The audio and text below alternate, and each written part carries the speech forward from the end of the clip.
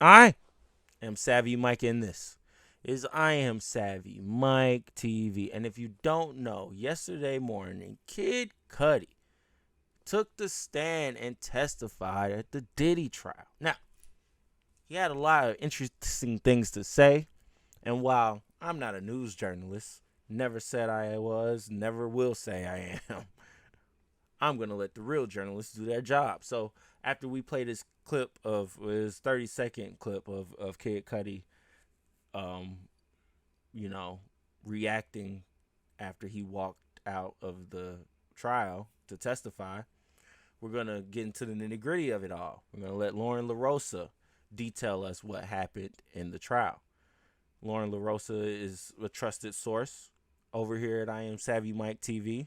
While we have a lot of trusted sources, Lauren, when it comes to like the real journalistic shit, that's who we'll go to for at least for this. Unless At go off on somebody, then we'll go to him.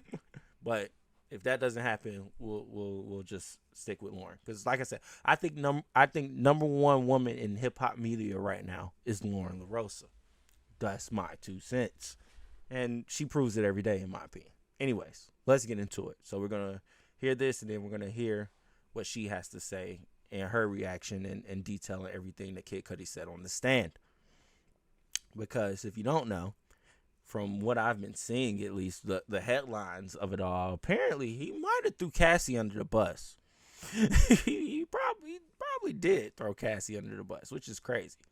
He was basically saying Cassie was playing the games too, and the only reason Diddy was even privy enough or smart enough to figure out how to blow up his car is because she dropped the location on him.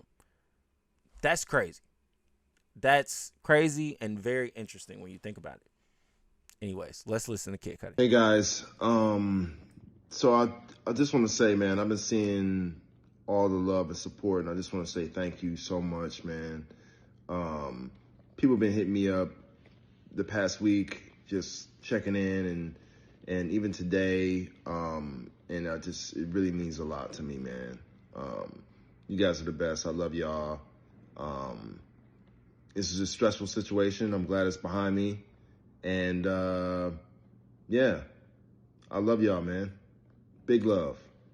Go stream Neverland. Rosa with the latest with Lauren LaRosa, and today, as you guys see, I'm not outside of the courtroom. I am actually in the back of an SUV because I left court trying to make my flight, but I was like, I gotta get there for Kid Cudi's testimony. Missed my flight, but don't worry, all is good. I am rebooked. I'm on my way, but y'all know I am here to give y'all the latest because I had to get this update in. So Kid Cudi took the stand today. As I told you guys, that they mentioned in court yesterday, the testimony would be short, and it was very much that. It was very to the point of the alleged arson, a bit of background about the relationship, and then boom, moved on. So Kid Cudi took the stand as one of the prosecution's witnesses, and began to testify about an incident that he claims went down with him, Diddy, and Cassie. Now, he took the stand around 10:40 a.m., finished not too long after that. But he says, and he was in a black leather jacket, white shirt, black belt, blue jeans, dangling earring on his left ear. He says that he met Cassie some years back at an event in New York. They dated briefly in 2011. He says that he was aware that she was dating Diddy, however, well, previous to him, because he says, look, I knew she was dating him before, but when, we linked up, she said that was over, that was done with. So he thought that it was all go. So then the prosecutors asked him about an incident that took place at his home, December 2011, where police had to be called to his home.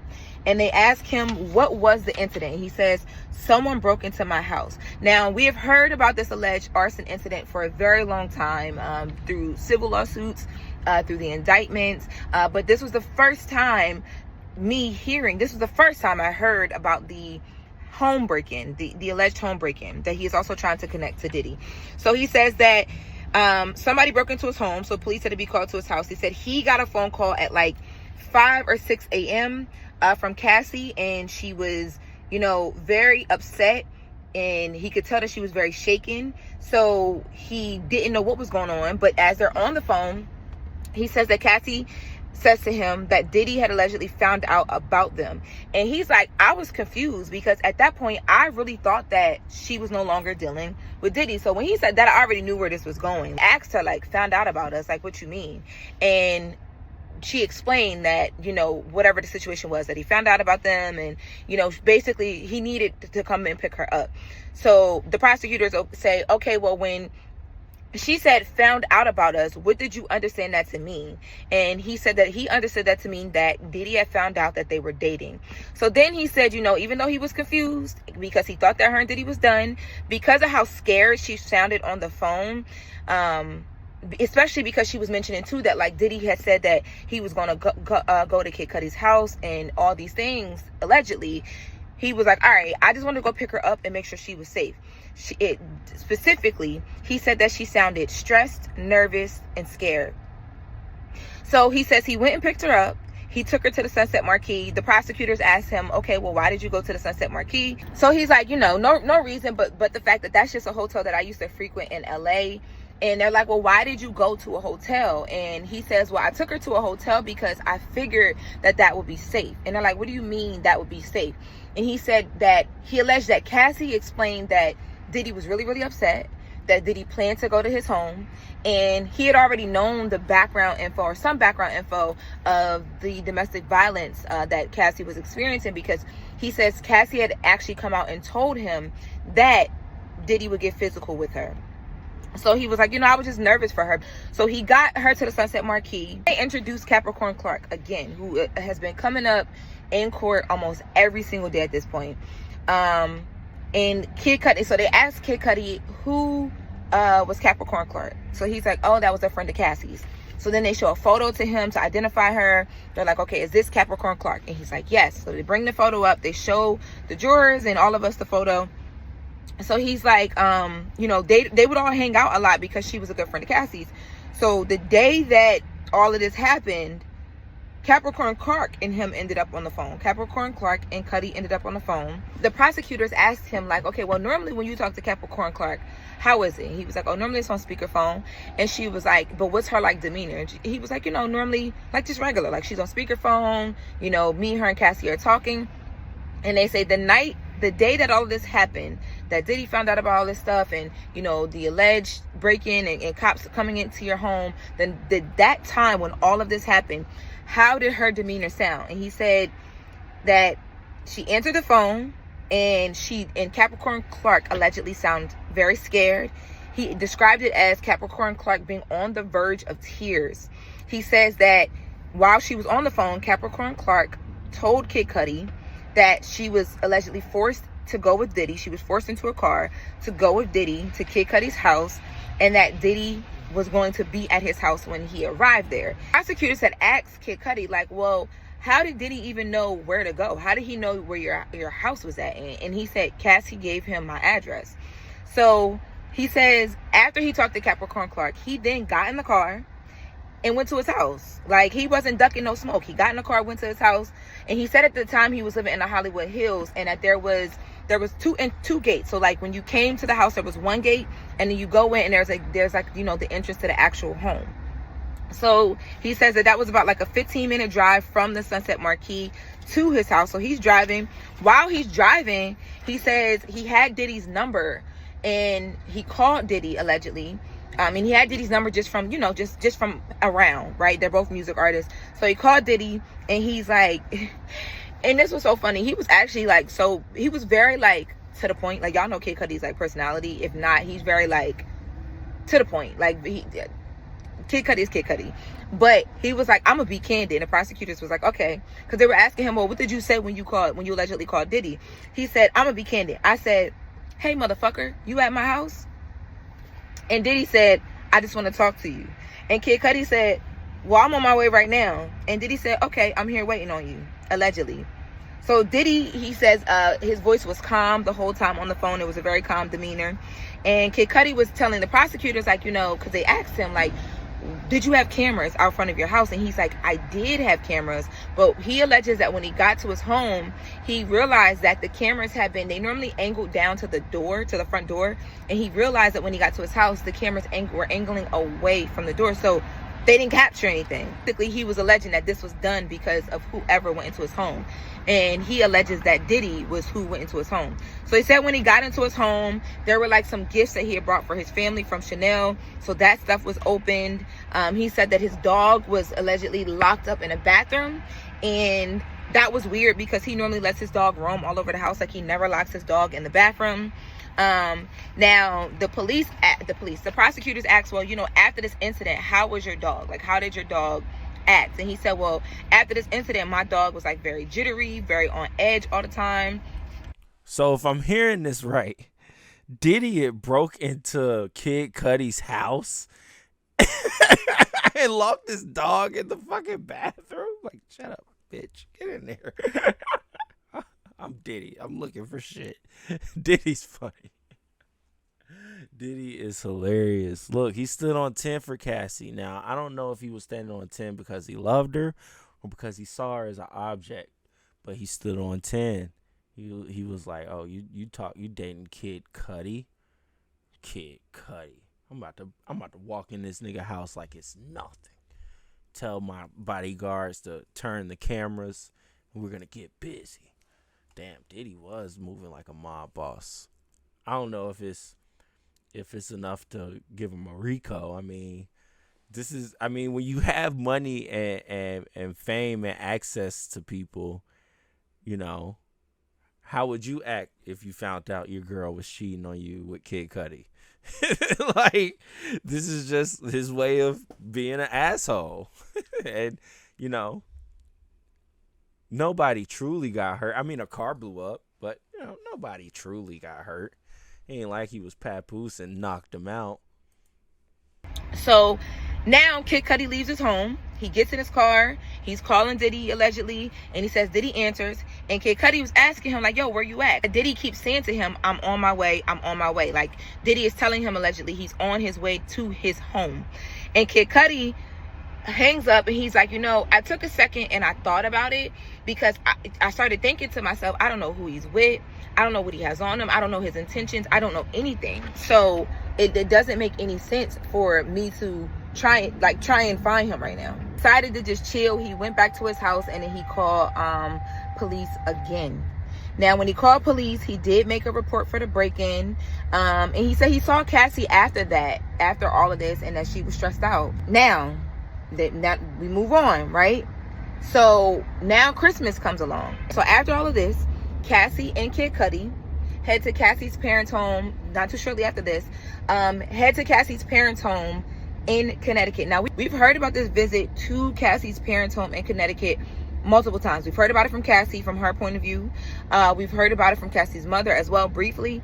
And now we're hearing about it from Kid Cudi. Now, Kid Cudi is saying that, you know, during the visit to her parents' house, Cassie needed to be there. Like, he was like, you know, being with her parents at that time, she needed to be around them. She was able to calm down. She was very calm. She needed to be around family. He says while he was there, Diddy allegedly texted him a few times because, remember, Diddy was saying, like, I want to talk to you. I want to talk to you. I want to talk to you. Because at this point now, Diddy is trying to have a conversation allegedly about what their relationship is. Like, he's like, okay, like, I need to get to the bottom of this. So Kid Cudi is like, you know, Diddy allegedly texted him a couple times, but he didn't give him too much, so it stopped. So then going into New Year's of January 2012, their relationship like just dies out. Cassie on her testimony said that she broke up with him going into the new year. Kid Cudi said it just kind of like faded out, like they just stopped talking. And for him, he said it was just a lot going on. Like, he felt like it was best that they just stopped talking because it was a lot of drama. January 2012, right? So we're into the new year. Kid Cudi says he's at his ex-girlfriend's sister's house just chilling. And then he gets a call from his dog sitter around like 6-7 o'clock in the morning. And the dog sitter is like, hey, your car is on fire in the driveway. And he's like, what? So he goes home. While he's on his way home, he has one of his friends send him a photo of the damage of the car. Now, here is the photos of some of the damage from the car. So as you see here, you have his rag top, a Porsche at that time. He has a rag top. The rag top was split. He says it wasn't like this before he left his house, that it was split. And he did say that, of course, he felt like this was done on purpose. So he says that the top was split, as we see, and a cocktail was thrown into the car which then caused the fire. Fire, as we see, affected the immediate inside. It was thrown on the driver's side of the car. So here is some of the damage. So the roof was cut on the soft top of the Porsche. There's smoke damage to the driver door. There's a seat burned up. So you guys see the red has turned black on the driver's side.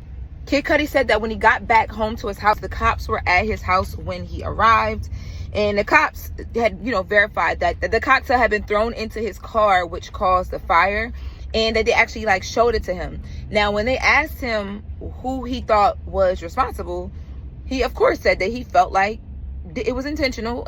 And he, reiterates that he believes that the damage was intentional. And he says the last time he saw Cassie, just in general, up until the day that we're seeing him on the stand, was 2012 at the Soho house.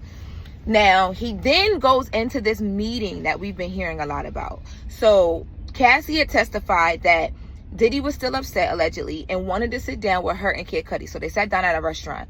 Kid Cudi is like, okay, we sat down at the Soho house, but before, and this wasn't in 2012, right? Because in 2012 we ran into her at the Soho house, but they're like, wait, back up.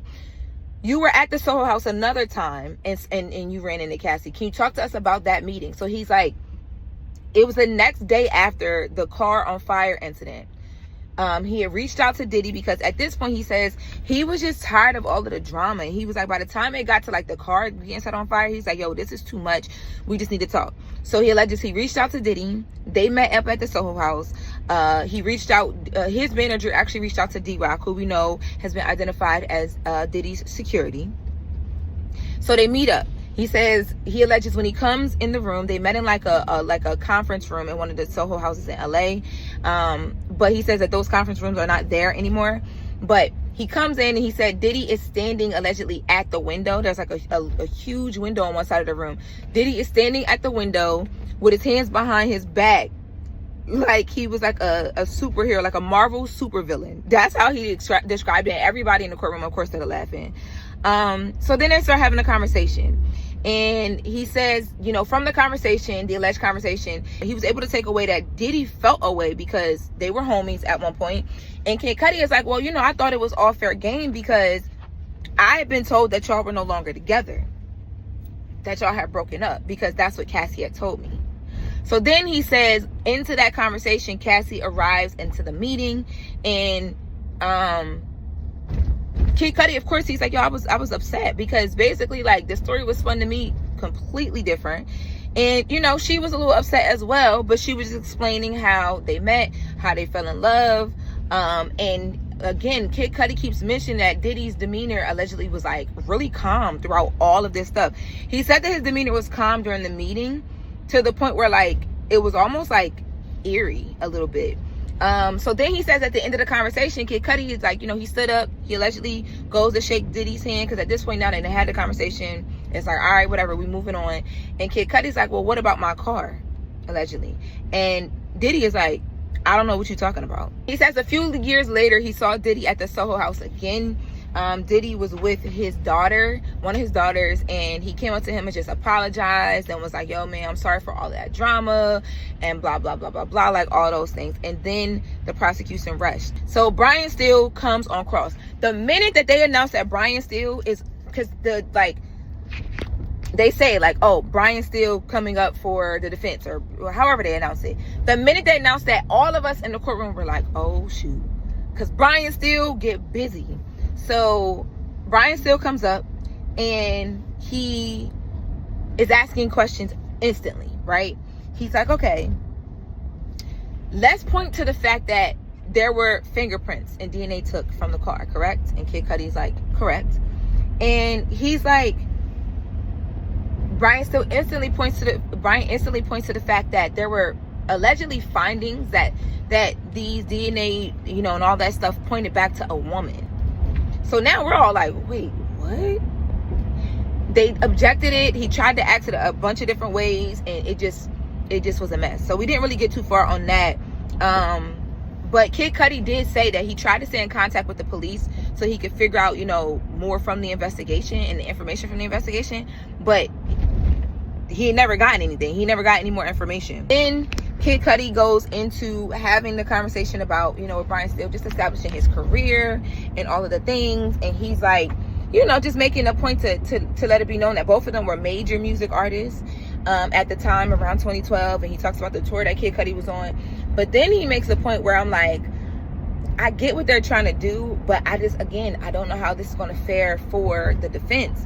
So he makes it a point to bring up the burner phone, and Brian still makes it a point to bring up the burner phone that Cassie had, which is what Cassie had admitted that she was communicating with Kid Cudi on while they were dating, because she just didn't want Diddy to find out certain things or find out about him, because she just didn't think it would be safe, and she just didn't want the drama of him finding out, allegedly. But Brian still leaves with a mic drop of like, she played both of y'all, right? And he was like, right. And that was it. That was all. Now, from the prosecutor side, you're looking at this like, okay, slam dunk. We got Kid Cudi on the stand testifying firsthand to what he went through, the alleged arson, the phone calls with Diddy, the back and forth with Cassie, and showing that, she was trying to get away, but she just couldn't, allegedly, and all these things. On the defense's side, right, with Brian Steele, when he comes up, because he goes into this line of questioning about, because Kid Cudi kept mentioning that Diddy was so calm, right? And we had heard in other people's testimonies about Diddy allegedly carrying firearms and, just different things to intimidate and to get his way and to, do these different things. So Brian Steele asked him, like, you was willing to go meet up with him. You didn't wonder or think if he might have been carrying a firearm? And he was like, didn't really think about it. And then he's like, and you say Diddy was like, he was calm in demeanor? He was like, yeah. And then they talk about even the home break, and they're like, so there was no forced entry, they just left your door unlocked? What Brian Steele was trying to set up was, he was downplaying this big, crazy, aggressive in nature, gun-slinging man that the prosecution is trying to set up. Let me know how y'all feeling. How y'all feel like this is gonna play? How do I feel like this is gonna play out? I feel like it's playing out like Law and Order. That's how I feel like it's playing out. I'm at this point ready for this Diddy trial to be over. I think we got about 5, maybe, I don't know how long we got. It's probably been 2 weeks, right? It's been 2 weeks, because Cassie was all last week. So it's definitely been 2 weeks. Has it been 2 weeks? I don't know, man. This Diddy shit is just every day. It's just every day, because they're in court every fucking day. So, that's why I'm just here when it gets interesting. Kid Cudi got on the stand. It got interesting. Now, when Cassie's on the stand, yeah, it was interesting, but we already knew what she was there for. She was there to make sure he was painted as the monster he should be. Now, Kid Cudi getting on the stand is a different story, because you're kind of just hearing like an outside perspective of dealing with a toxic ass person like P. Diddy. And so it was kind of interesting to hear like how he acted, knowing that he's probably the one pulling all these strings in these moments of these things that's going on, because he's mad that his object, Cassie, because like I said, I don't think he was in love with her. I think he was in love with Kim Porter. But his object, Cassie, is cheating on him or dealing with somebody else outside of his permission, like Kid Cudi. I think that was Diddy's problem. Who knows? Is that enough to say he's crazy? Maybe, but, either way, let me know. Let me know what y'all think. Do I think Diddy? Yeah, of course Diddy sent, whether it was a girl or a man, Diddy sent somebody to blow up Kid Cudi's car. Because I was like, I guess he was thinking that nigga didn't want to like deal with it, but it was like, no, I'm pissed. Fuck are you doing, Kid Cudi? Messing with my girl. If I gotta send a message, this is how I'm gonna send one. Like, I don't know. I don't know Diddy. I don't know why he was moving like that. I don't know how he was moving like that.